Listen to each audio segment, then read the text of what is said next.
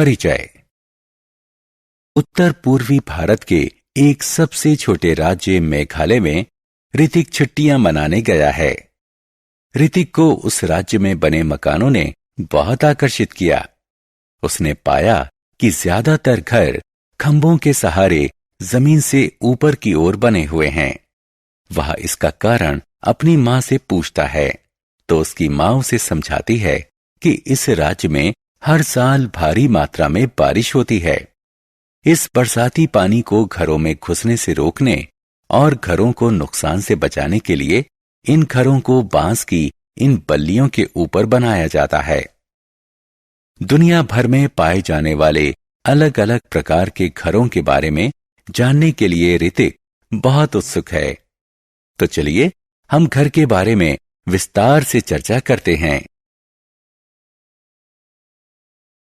आओ सीखें। घर को परिभाषित करना। अलग अलग क्षेत्रों में पाए जाने वाले भिन्न भिन्न प्रकार के घरों का वर्णन करना। एक अच्छे मकान की विशेषताएं बताना। प्राकृतिक आश्रयों को परिभाषित करना। जल निकासी व्यवस्था को परिभाषित करना और घर की सुरक्षा और सफाई व्यवस्था के महत्व का वर्णन करना।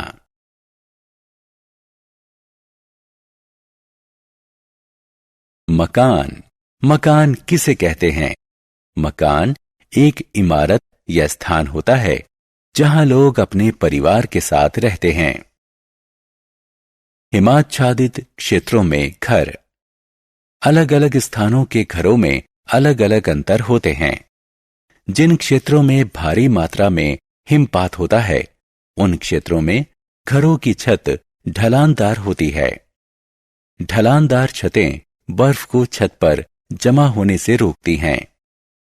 ग्रीनलैंड, अंटार्कटिका आदि जैसे क्षेत्र जो साल भर बर्फ से ढके रहते हैं, यहां लोग विशेष प्रकार के घरों में रहते हैं जो इग्लू के नाम से जाने जाते हैं।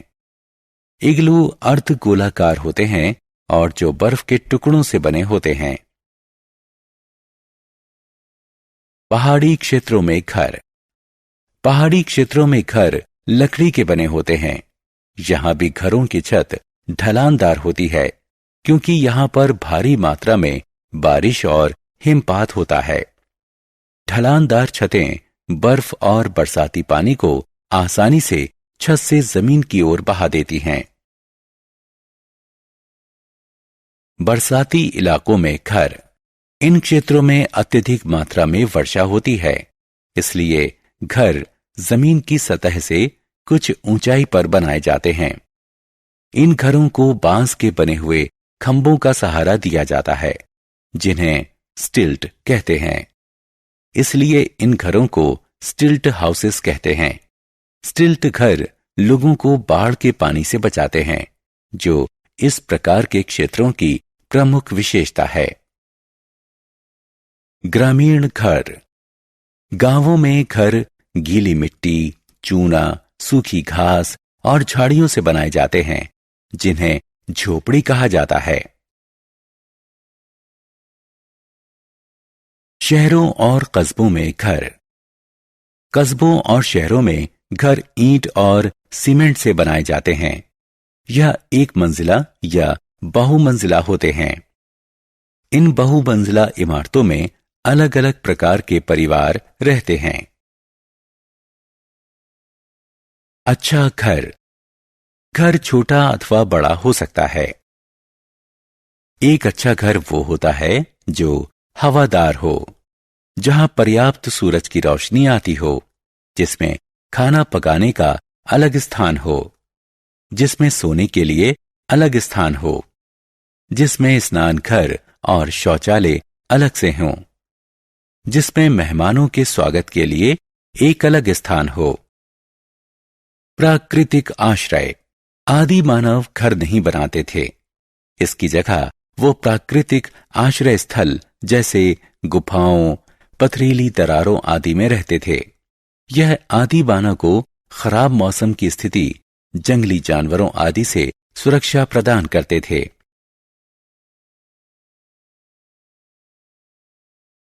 जल निष्कासन। स्वच्छता का अर्थ है साफ सफाई। घर से निकलने वाले कूड़े कचरे को सुरक्षित ढंग से निष्पादित करके हम घर की सुरक्षा के प्रति सुनिश्चित हो सकते हैं। घर की जल निकासी की नियमित जांच करके हम अवरोध और भराव से बच सकते हैं। घर की सुरक्षा। घर की सुरक्षा सबसे महत्वपूर्ण है। गंदा पानी घर के आसपास जमा न होने दें, इससे घर को नुकसान पहुंचता है। ऊपरी टैंक से होने वाले रिसाव को डाट लगाकर बंद कर देना चाहिए। घर में लकड़ी के सामान को दीमक से बचाना चाहिए।